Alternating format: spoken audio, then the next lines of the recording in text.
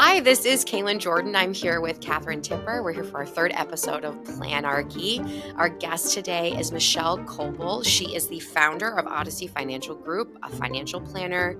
Michelle brings creativity and care to her work, and we're super excited to have her on the podcast today. Thanks for being with us, Michelle. And I have to just thanks for having me. I have to just throw in that she is a fellow person of the Sway Group, and so it's our super creative people who are in financial industry, but are trying to kick it out a little bit. So I super appreciate both that you're on this podcast and you're helping to kick it out. So. We're all about creativity here. Yes, we are. Excited. That's right. Okay. Let the juices flow. Let it go. Yeah.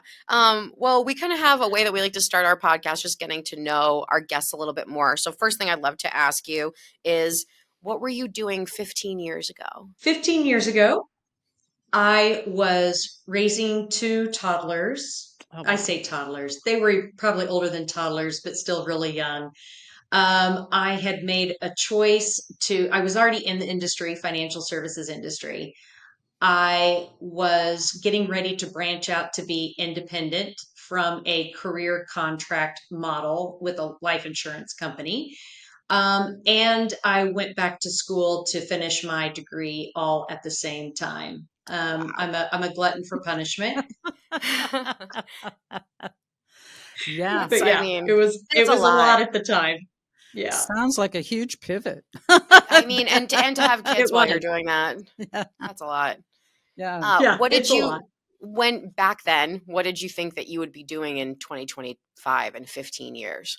So the funny thing is that because I had already started down the path of being a retirement specialist and loving 401ks, as well as, I had individual clients by then as well, but I really felt my skills transition and have a passion in the 401k sector. And so the crazy part is that when you ask that question, I'm like, wow, I'm doing exactly what I thought I would be doing financially and business-wise. Yeah, which is great. Years before that, I couldn't say that, by the way. But, I for sure at 15 years ago, yeah, I'm doing exactly what I thought I would be doing. It's always on the personal and just the life side of things that, throw some different curves at you in the road, but that's also who makes you who you are. So, yeah, absolutely. Yeah. I'd say the environment isn't the same 15 years later, though. Being a financial advisor in 2025 is much different than it was in 2010. So, absolutely. Yeah, it really is. And I mean, from many aspects, right? I know we're going to get into some of those, whether technology obviously is the one that comes to, to the forefront of people's mind, but even how people think about money has changed, right? Because, you didn't have, all the cash apps. You didn't have, all the cards that just tapped and, pay on your phone. And, you didn't have that, right? So different things have definitely changed the landscape. That is true. Yeah. Cash is so much decline of cash. I went into a Stan's Donut, tried to use cash. They don't take cash. Yeah. I think that's a wild change. That's a wild change. It is a wild change. Yeah. So how has all of these changes affected your perspective of financial planning today? I mean, you've seen the shift, you've had the kids 15 years forward. How has that changed your perspective? I think the biggest change in perspective has been also like I said, what's kind of been the curveballs that have impacted my personal life. And that has allowed me to connect with other people in drastically different ways that I probably would not have imagined before. I'll give you an example. Yeah, I've been married, I've been divorced, I've been remarried. I had an ex pull me into an IRS audit that lasted for 5 years. Oh my God. I hope it was the person you divorced. Yeah, she said ex. Yes. Yeah, I mean, I was in corporate world for 17 years before getting into this one. So I was used to working on large P&Ls, teams in multiple states, et cetera. And I think that also further prepared me not only to be my own business owner, but to work with other business owners. Like I can talk at that level because not only am I a business, a business person and I'm a business owner, but the other piece is I had 17 years in the corporate 50 world, right? In large, large companies. And so I just think that the interesting perspective has been that I've been able to, when I reflect, on all the years of my life, I sit there and go, at that time I didn't know why I was going through those painful points, but I sit there now and go, if I didn't have that experience, right, I wouldn't have been able to draw off that experience and connect with this specific client and really help them out. And so to me, it's not, like I said, it's not just the technology piece or the landscape piece of what products are out there. It's the fact of what you've experienced as a person that allows you to truly connect and gain the trust of another person. Mm-hmm. And I think that's an amazing point, because I think in our minds we think we have to have a perfect persona or, a really slick sales presentation.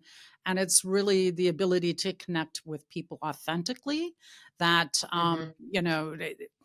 really helps the discussion, because we are living in an era where all the information is at our fingertips, but that still doesn't mean we necessarily know what we're supposed to do. Absolutely. Or can trust the people we're talking to. Yeah. And I always say people remember how you make them feel and not exactly what you say. And I think if you can instill kind of trustworthiness and competency and warmth, people want to work with you. And then part of it's just deciphering, right? There's so much information out there. And now with, all the AI tools, it's trying to scrape and grab all that information and give it to people. And for some people, it's not fact finding and getting data. It's overwhelming. Yeah. And, they get to this point to where they're like, is this true? Is this right? We get a lot of questions like that. Yeah. We're going to get into AI. We've got lots of questions on AI. Could you tell us about a time in your professional life where you felt like the odd person out in a room? Okay, so I have a funny story, and you do feel like the odd person out in the room, but you'll get where I'm going with it, that I was actually in the role I'm in today, but the situation made you feel like you were not in the right room. So my business partner and I had, our business was growing. We were getting lots of referrals. Things were happening organically really nicely. And then we decided to go ahead. We'd been, getting hit up by a lot of these lead generation companies. And we decided, well, let's go ahead and give one of them a try. And so we got this lead for a business here in town. And I called, set the appointment, showed up for the meeting, sat down with the owner, and he looked at us, as straight in the eye as you possibly could, and said, "So I'm not sure why you're here." Oh, no. And right then you really felt like the odd person, you were like, am I supposed to be here? And so what was funny is that we kind of chuckled at first thinking that maybe he was, also being kind of tongue in cheek. And then we realized he was completely serious. And we said, well, you had answered, you had answered some questions for another company, and, we understand that you want to make some changes to your 401k plan and maybe kick around and seek for a different advisor. And he kind of chuckled at that point and said, well, I do remember getting asked those questions, but I don't remember coming out with necessarily that. And so at that point, knowing that he really wasn't kicking the tires, what was hilarious was then I tried to dismiss ourselves, right? I'm like, we really appreciate your time. We're so sorry for the misunderstanding. We'll go ahead and let you have your day back. And instead he was like, no, it's okay. You're here. Let's talk. So, and then he'd keep coming back to that and goes, well, I'm really fine with my current advisor. So I tried to dismiss us again and nicely exit. And he kept pulling us back. Wow. It was funny. Weird. So he was the nicest guy who'd like to talk to you, but still, that is weird. Okay. Did he become a client? It was strange. Did he become a client? No, he did not become a client. Okay. He did go ahead and ask our perspective, kind of like a second opinion on a few things.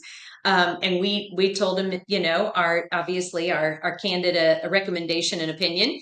And we did stay in touch until he sold that business, so that if he needed to have another second opinion, he could, hoping that at some point we might win the business, but it never came to that. That's great. You showed up as the second opinion, willing to. Those are. I'm sure he has a good memory of like a good connotation to your interaction. And if he ever did seek to switch, I bet you would be the first person that he would call. Okay. Wow. One of my favorite questions that we ask everybody is, what would be your walk-up song when you walk into a room? And I'm thinking specifically, now that you told this story, like when you walk into a room to meet with a client, what do you hear in your head when you're walking into that room to like hype you up? Okay, I don't know if I can say I hear it in my head while I'm walking in the room with a client, but one of my favorite songs that always gets me in the right mood, no matter what, is September by Earth, Wind and Fire. And so, I'm a Gen X, and I know, even though that the majority of all of my years growing up were obviously in the 80s, I have a deep love for disco and funk. And so for me, it's like one of those things to where, and it's some of the lyrics, and my daughter and I just got to go see them in concert. I was so super pumped because I'd never got to see Earth, Wind and Fire in concert. And we didn't sit down. You know what I mean? Like I was singing every word to every song. But one of the lyrics is "Never was a cloudy day." And one of the reasons why it always could change me into a different mood is that there are times, right? I know there's times where people meet me and they're like, "Have you never had a bad day?" And I'm like, "Oh my gosh, yes, I have.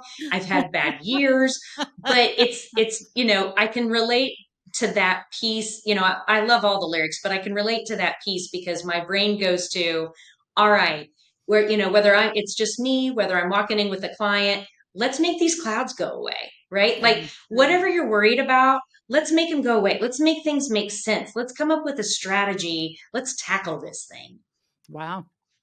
Sounds amazing. That's a great pick. Can I just say, every September 21st, I have a calendar reminder on my phone to send my best friend as many memes and clips of that song. And it used to be like a competition to see who could send it the fastest. We've been doing it for like 10 years. Wow. Yeah, we're really committed to a bit. Wow. Okay. This was the first year I forgot. I feel really bad. Okay. I know. Oh, well. I just ignored it. She won. Yeah, right. He did. He did. Okay, last question. If you had to teach a master class on something that wasn't related to what you do professionally, what would that class be called? So you're going to find this funny, but I'm so passionate about our industry, and I kept thinking about what would that be? Because I like lots of different things. I love the lake sports. I love snow skiing. I love all those things. So when in doubt, you go to your kids, right? So I asked my daughter, she's 23 now, and I asked her and I was like, if I were to teach a master class, what would it be? And it had nothing to do with the industry. Like, what would that be in your opinion? And she came back with an answer that once she said it, I was like, oh, I totally get that. But I would have never come up on it on my own. You know what I mean? Some people see you, a different side. And she was like, I don't know what you call it, but it's just your personality and how you're able to connect with others, like in any situation. And I will say, yes, I have been told that my whole life, and I am definitely blessed with that gene trait, whatever, but I have had to help teach it to others. And sometimes they're clients, sometimes they're just friends, but what people would call it now is networking. I don't look at it as networking. And I mean, if I'm in a complete business environment, I will look at it as networking. But in my everyday life, I look at it as just connecting with other humans, like just connecting with people. And I will normally quickly find something that we have in common. And the next thing you know, it's like I have a sign across my forehead And it says, please tell me. And I've had complete, I've had complete strangers. I've had complete strangers in the Walmart parking lot come up to me, and you're just kind of, taking your cart, you're walking to the car, and somebody's like, "Oh my gosh, it's so hot." I'm like, "I know, right? Make the asphalt melt, da da da." And all of a sudden, I've had people tell me things who are complete strangers, and they say, "I haven't even told my husband that." Oh, wow. Oh, wow. You really do have a secret power. Is that how you two got connected? We were coloring at the same table. Okay. This sounds like back in school. Right. Almost. That's right. I'm glad that you use your talent for good. You could be a cult leader with that skill, right? Honestly, that sounds like a kind of cult I'd want to join. Oh, I hope not.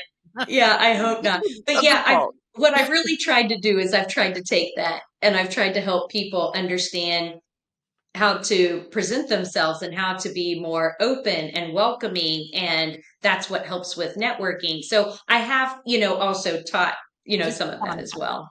That's good. Yeah. It's a beautiful skill, beautiful skills. So AI is changing everything, right? In financial services, everything. Yes. And can you tell a story about how technology or AI has changed the way that you work with clients or build community?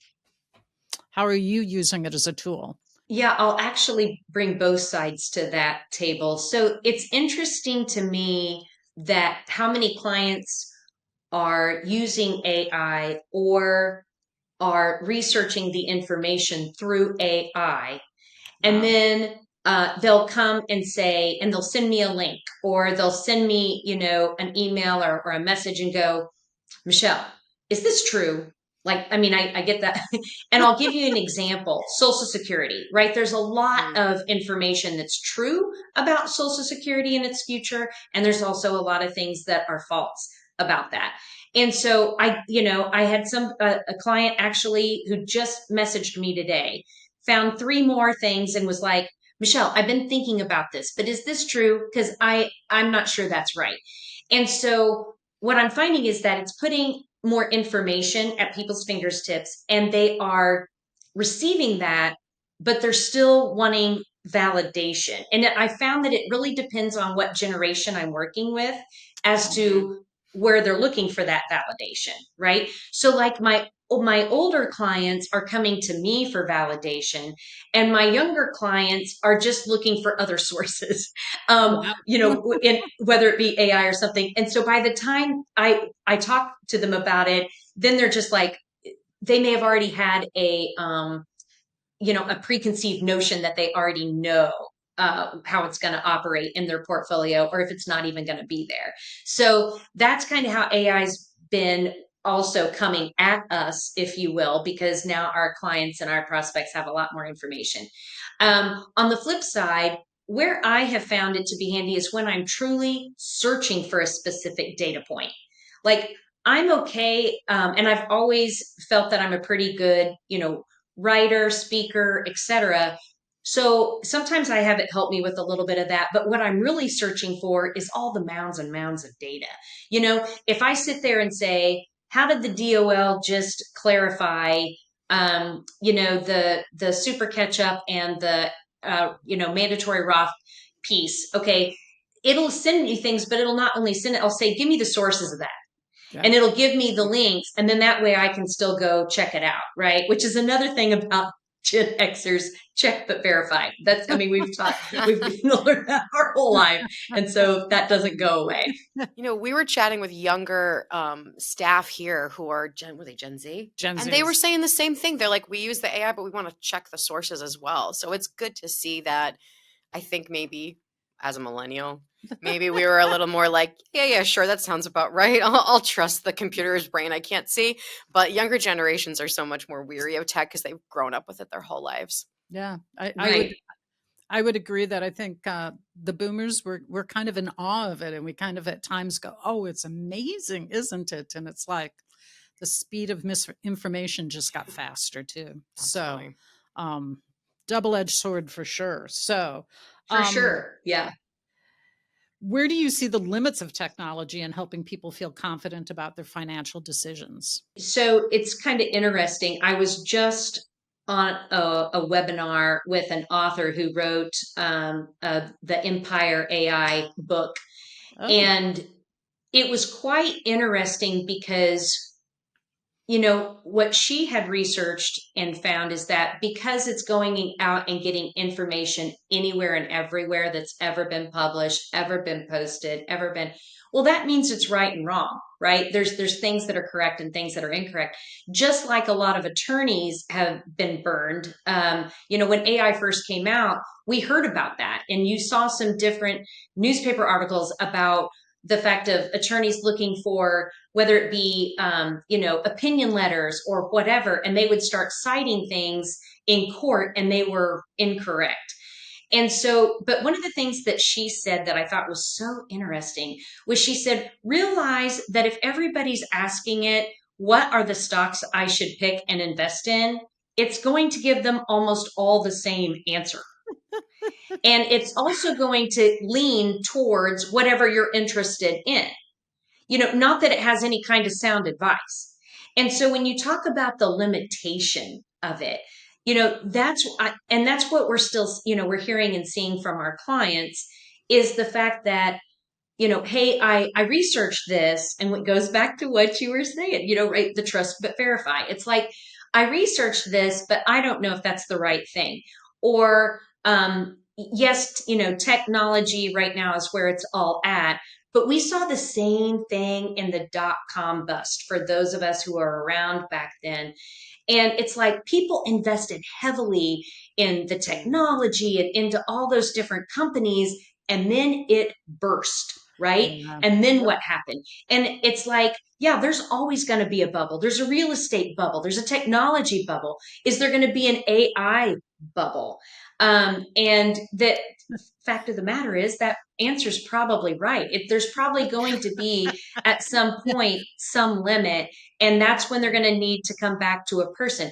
Think about when all the like the TurboTax and all those things came out. People started doing their own tax return, and CPAs were like, okay, we're losing our job. Well, guess who's back? CPAs. And why? It's because people want to know, don't tell me after my tax year what I should have done. Right. Tell me before the end of the year so that I don't owe so much taxes, right? So many taxes. Like, what did I do wrong?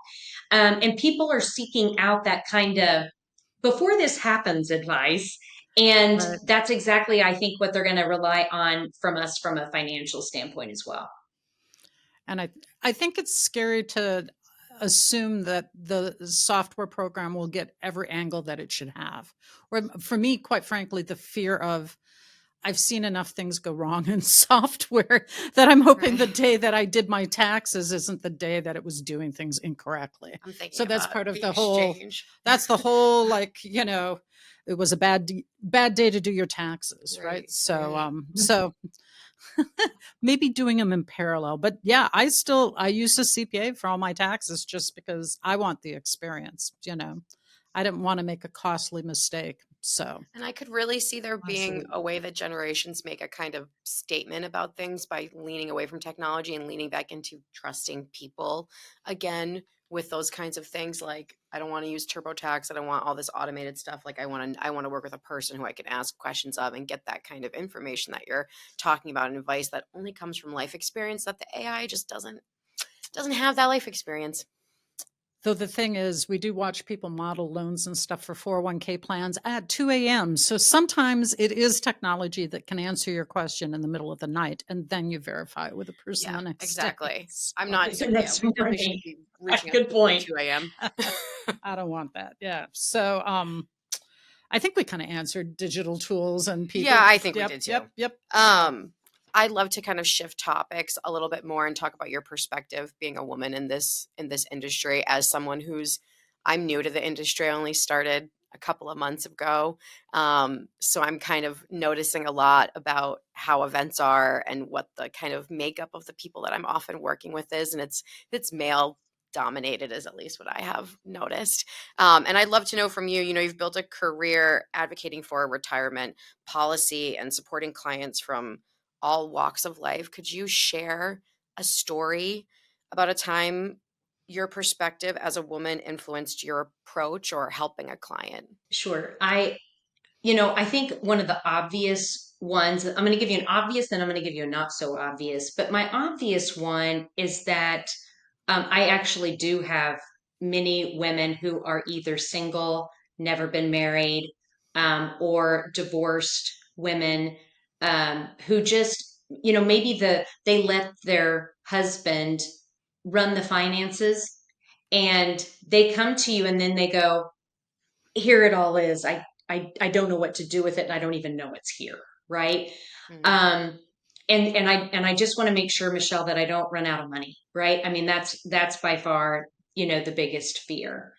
So I feel that, and again, that kind of not only goes from the female perspective, but also my experience of going through something like that, to where I can relate. And I think that helps be relatable. And to be able to, I'm not afraid to share my experiences. I know some people are afraid to kind of open up.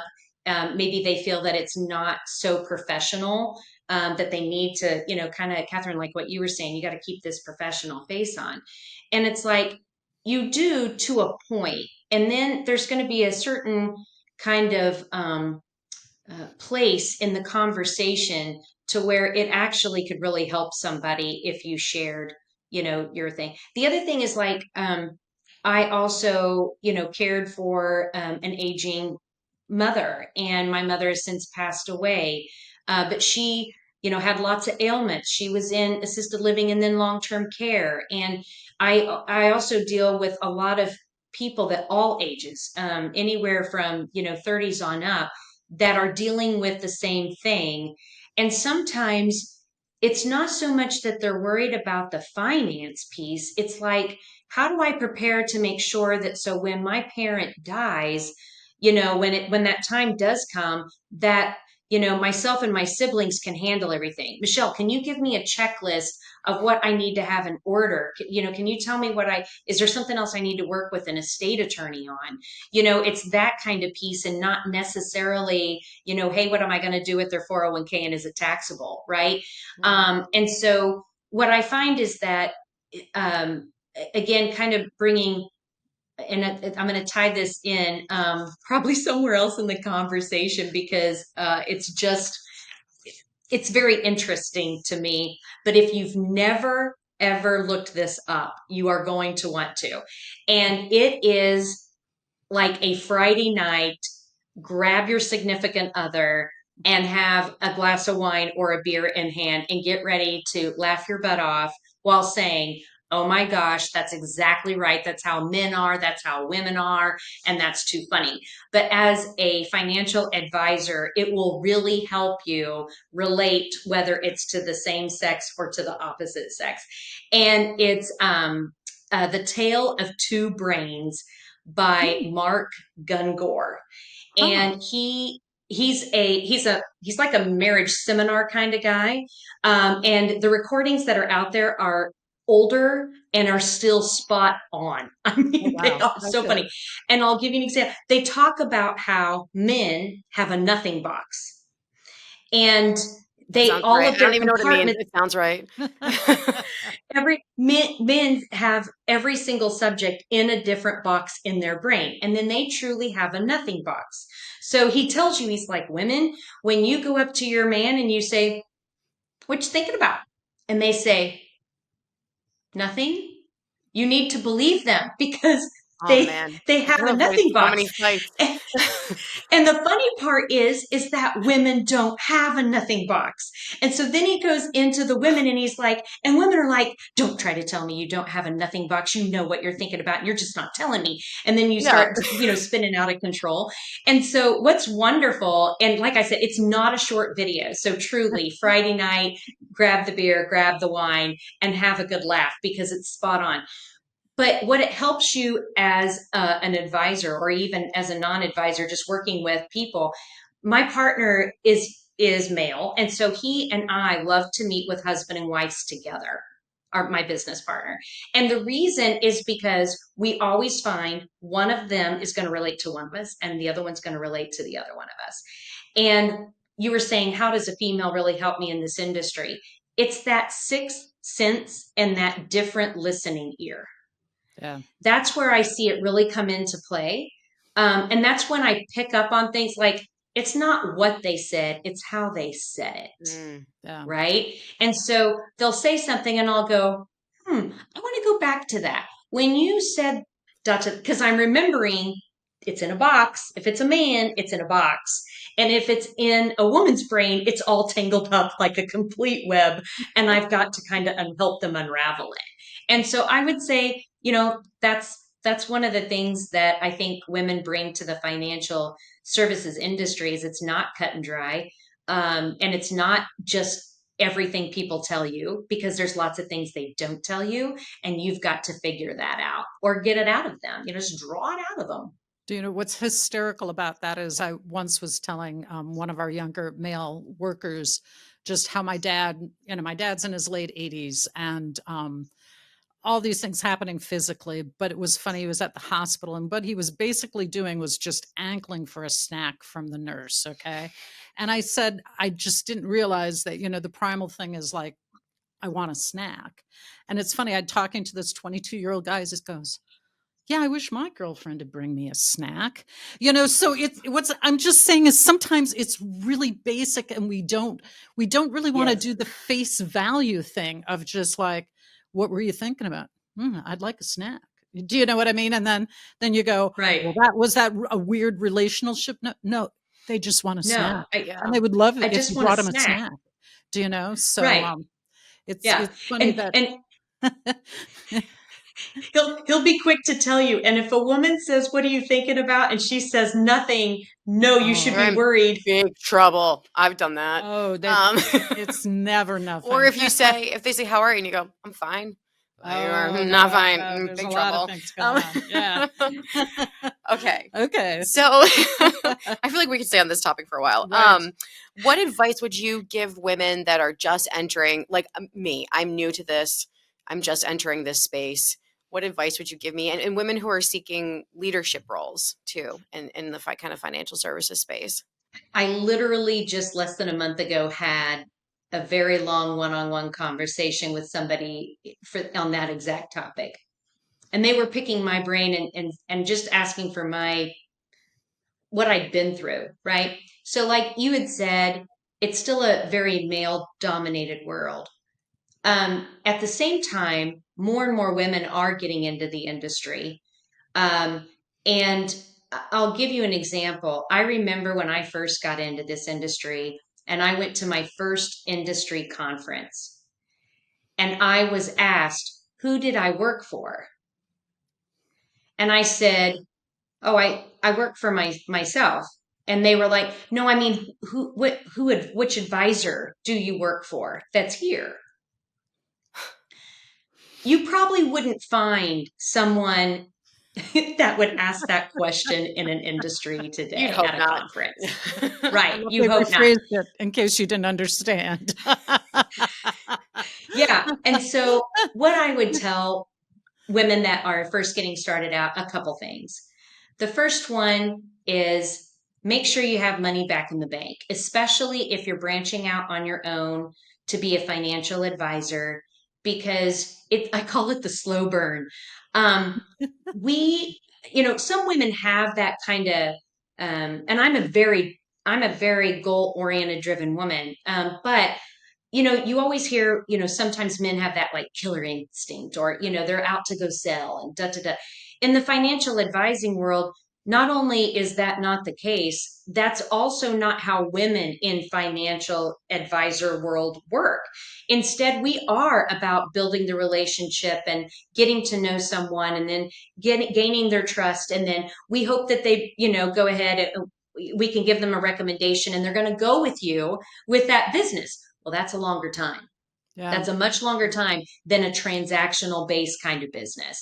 And so I tell people, women all the time, I'm like, make sure you have money back in the bank. Because the first thing is that it may happen for you more quickly. If it does, fantastic.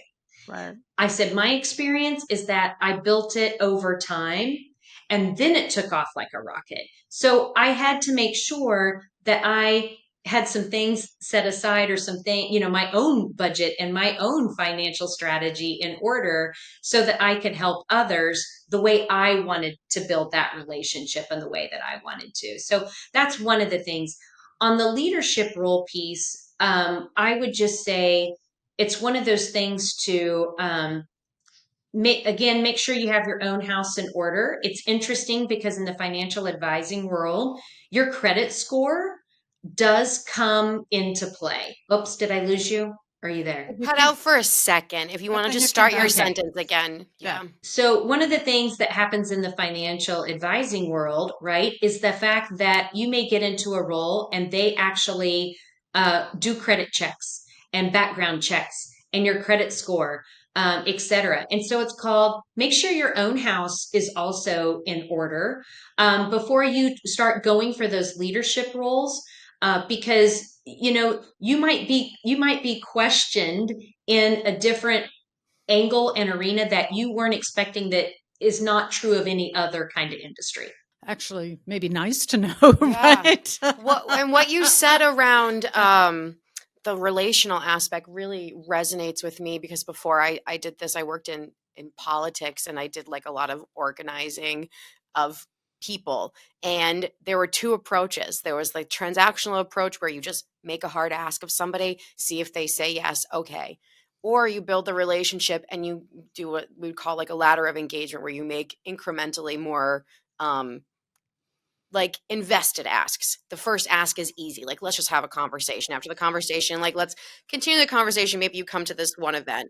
And I found that like I had taken both approaches. I was pushed to take a more transactional approach, and I found that it just burnt people out. They might come to one thing and then I'd never see them again. They didn't feel valued.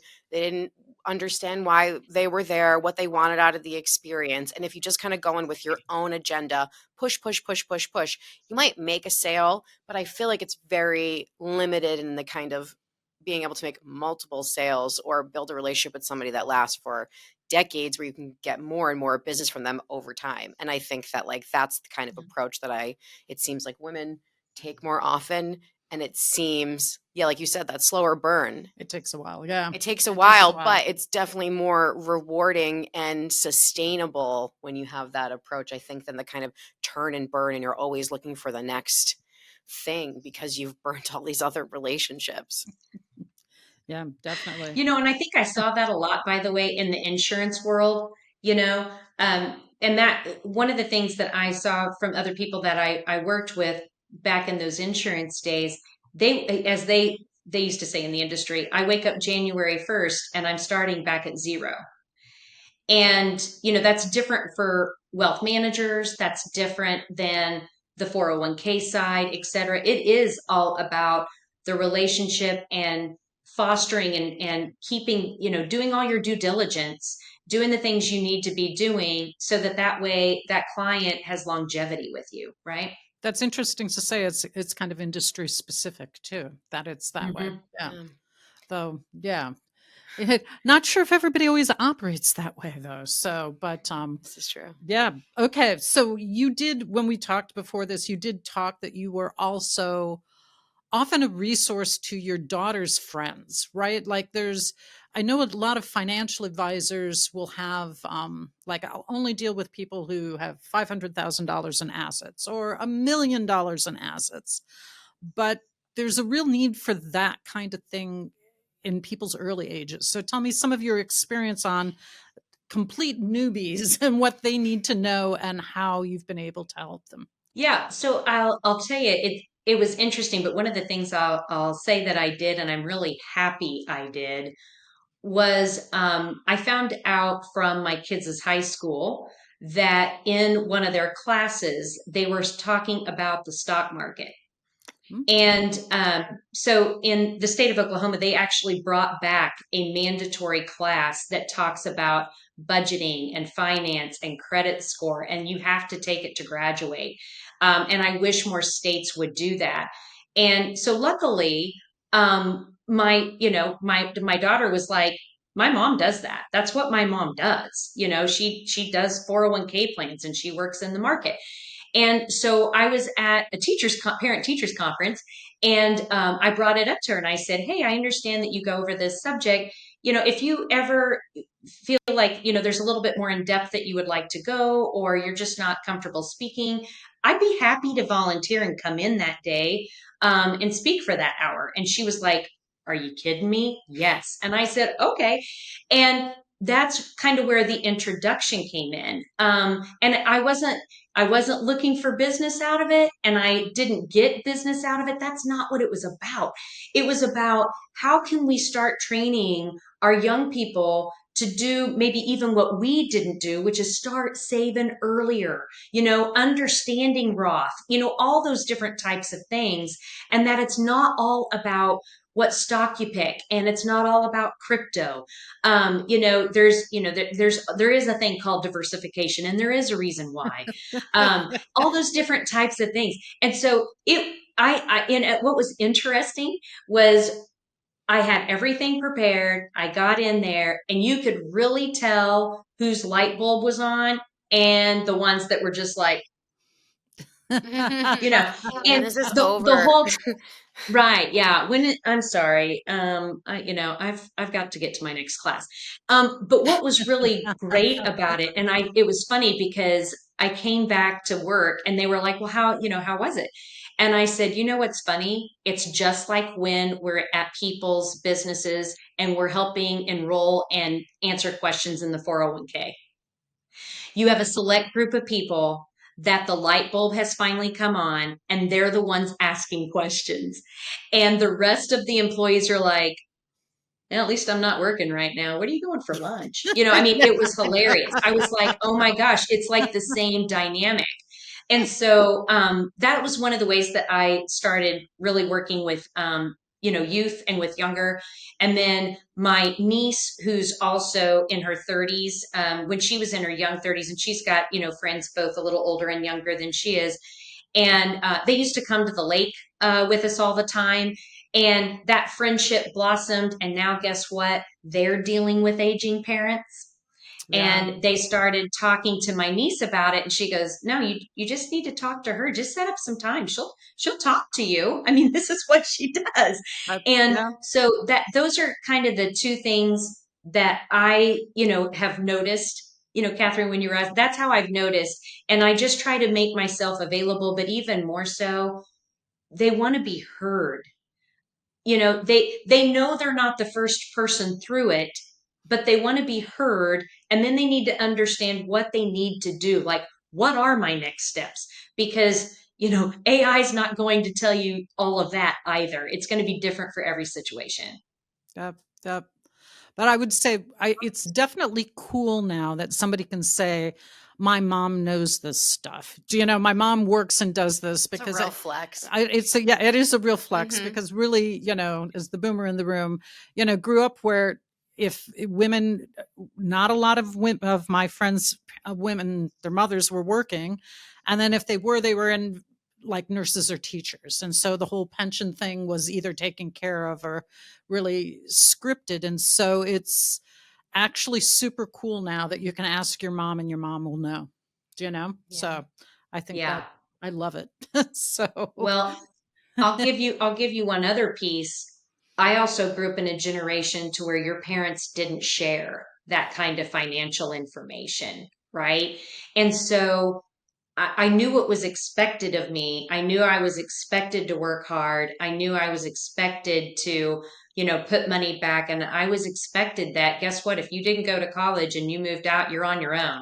So you better figure it out. You better know how to work and make a paycheck and make it all happen.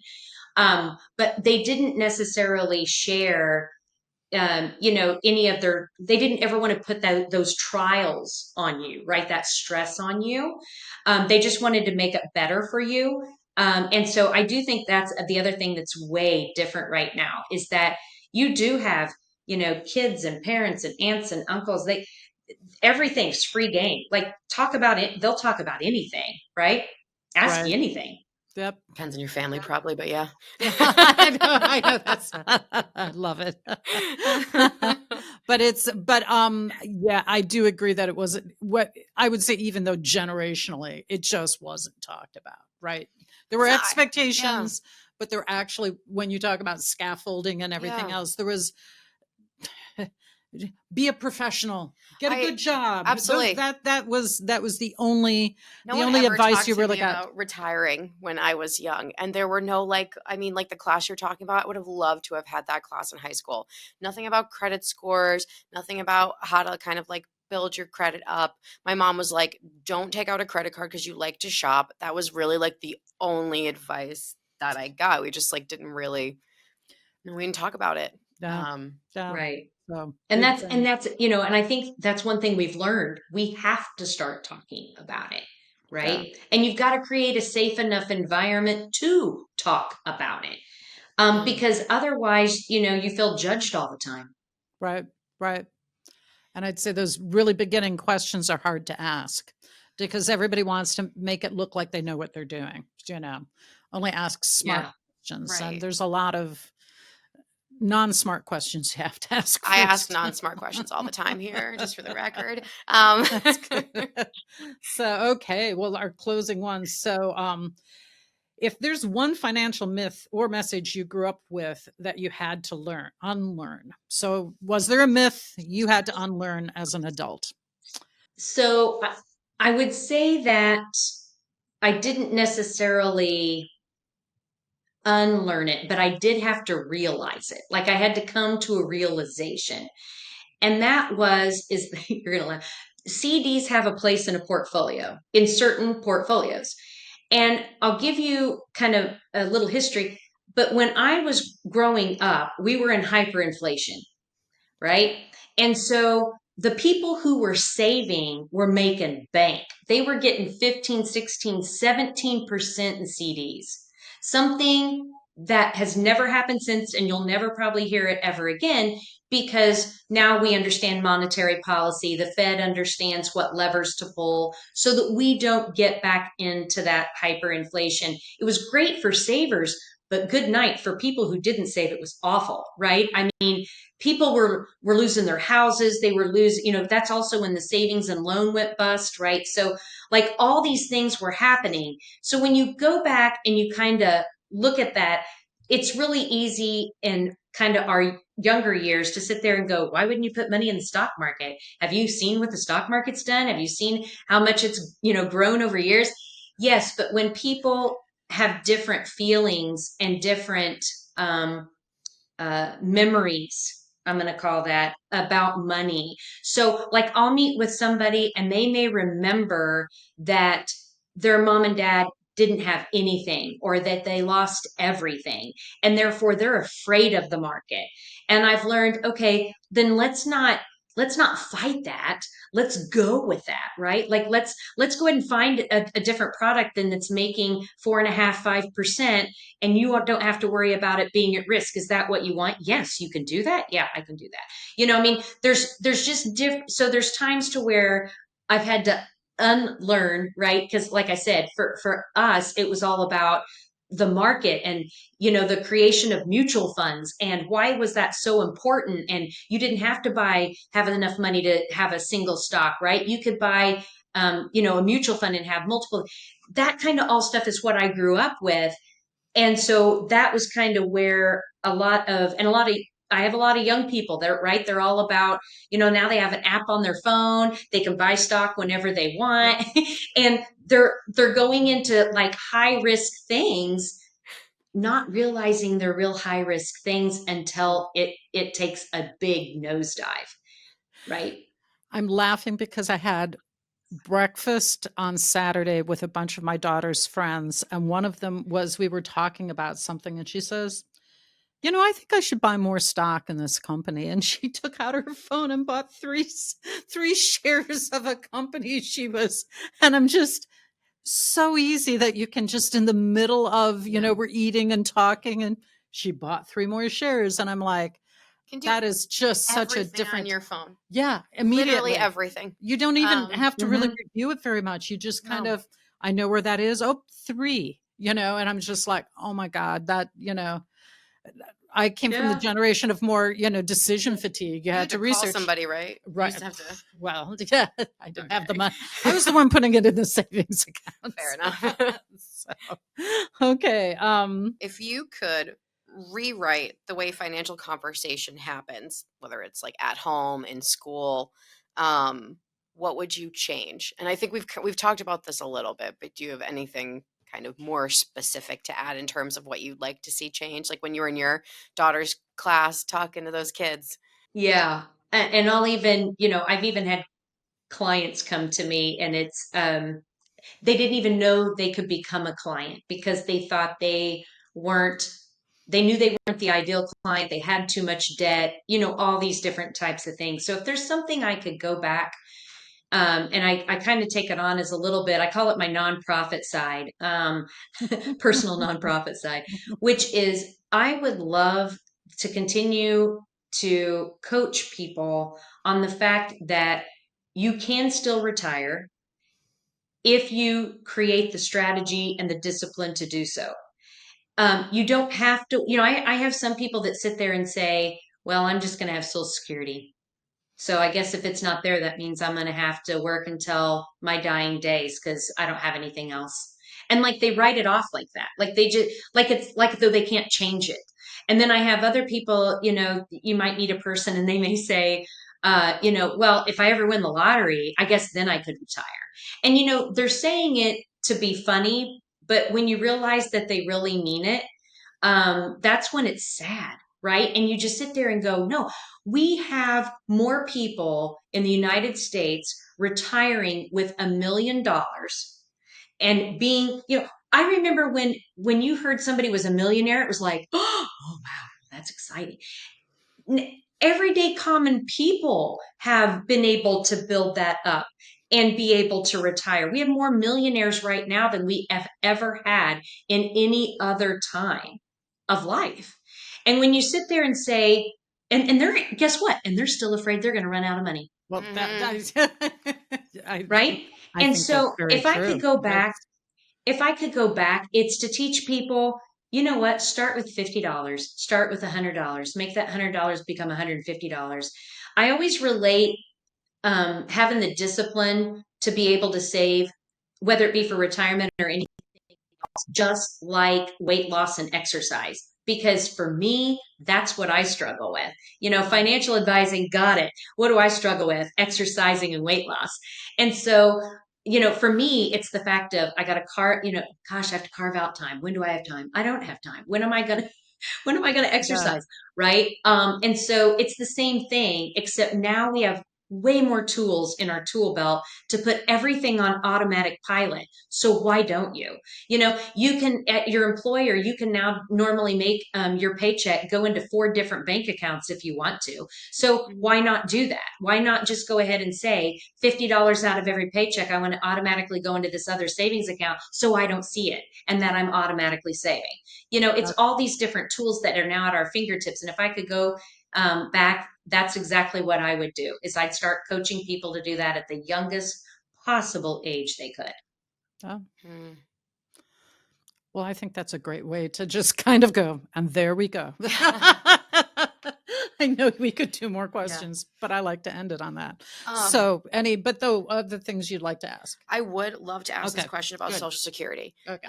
Just because I'm really interested in your perspective. We haven't talked to anybody that's been in Gen X yet. We've kind of had a discussion around, financial institutions is something that we talk about a lot, and what do generations think about those institutions? Do they have trust in them?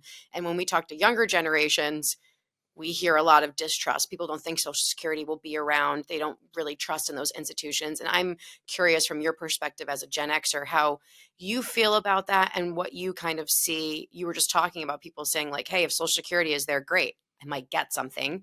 But if it's not, I guess I'm screwed. I mean, basically is what I'm hearing you say, right? So like, I'm so curious to hear from your perspective what, how people talk about those kinds of institutions if you're seeing a lack of trust in them. Yeah, I'll add one little tidbit so you know my perspective, but from a different angle. So, I'm a part of the America's Retirement Association, and so I've been doing the Napa DC fly-in and being in front of leaders and staffers at, in Congress, our senators, et cetera, for the last 10 years. And I've asked those questions directly to them to understand, why is this not being fixed? Or, what is it going to take to fix it? All those different types of questions, because that's what we get asked.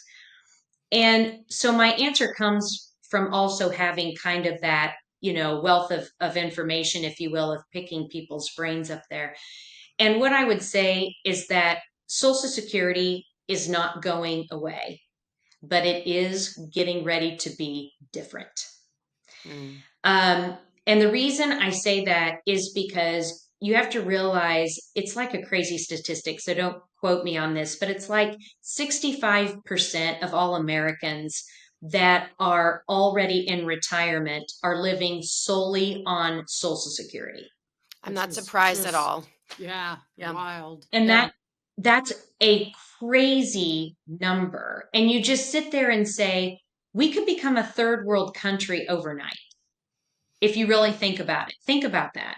I mean, people wouldn't even be able to, live in their apartments. I mean, whatever it is, like, and so the one thing that I've learned is that, and here's the luxury of being in a country that can print and back their own money.